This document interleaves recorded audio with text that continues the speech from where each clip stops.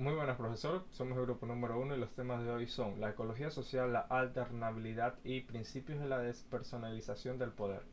La ecología social es un concepto relacionado con algo tan interesante y necesario en la sociedad como el espíritu crítico y la denuncia, una demostración de lo importante que es pensar la realidad y apostar por la utopía como meta a la que siempre hay que tender.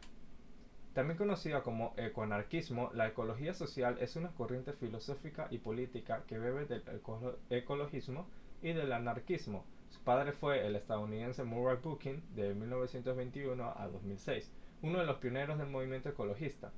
Sentó sus bases desde un enfoque crítico que se contraponía al ambientalismo, con el objetivo de encontrar solución a los problemas contemporáneos que provoca la dominación del ser humano dentro del actual esquema capitalista.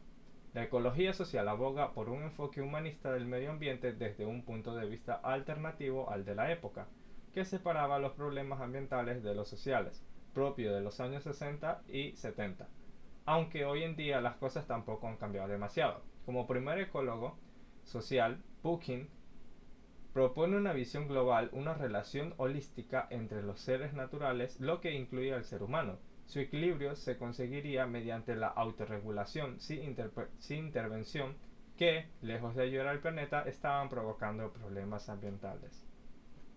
Hoy le voy a hablar sobre la alternatividad, fundamentos de una democracia pluralista. La alternancia es el cambio de los gobernantes cada cierto periodo de tiempo fijados en la Constitución. Se da mediante el proceso legal existente para este fin, por lo general a través de una vía electoral.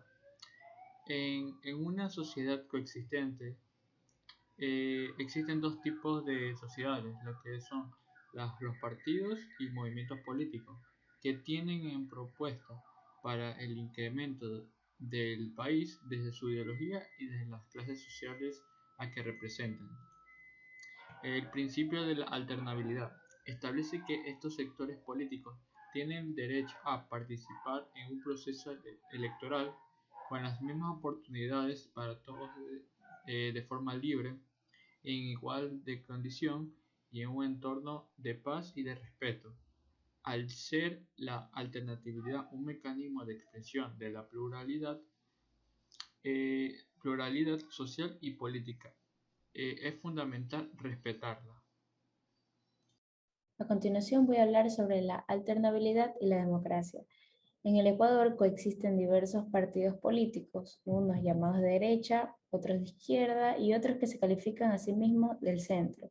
Sus representantes han participado de forma libre en contiendas electorales, con sus propuestas de gobierno que reflejan los intereses de las clases sociales, las que pertenecen y sus ideales de cómo debe funcionar el Estado, plasmado así el pluralismo social y político del país.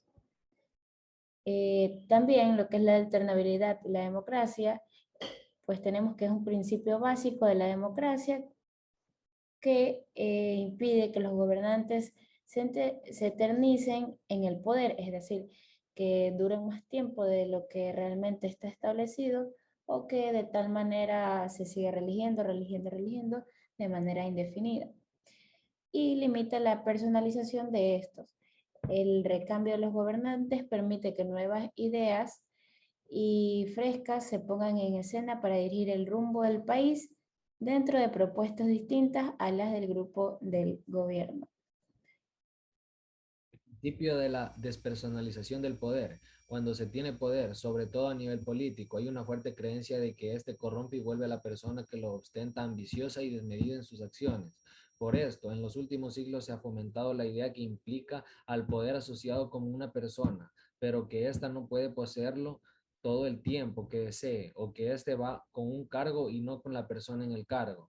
En los sistemas democráticos, en donde el gobernante va rotando en el tiempo. Se practica la despersonalización del poder, pero para evitar tiranías y que el destino de una sociedad dependa de una sola persona.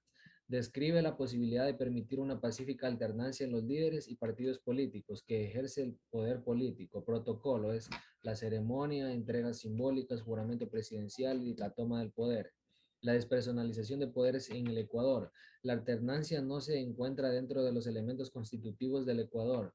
No significa que haya desaparecido del régimen democrático ecuatoriano, más bien fue acogido dentro de los derechos de participación, en virtud que la presencia de esta es resultado del ejercicio de tal derecho constitucional al elegir.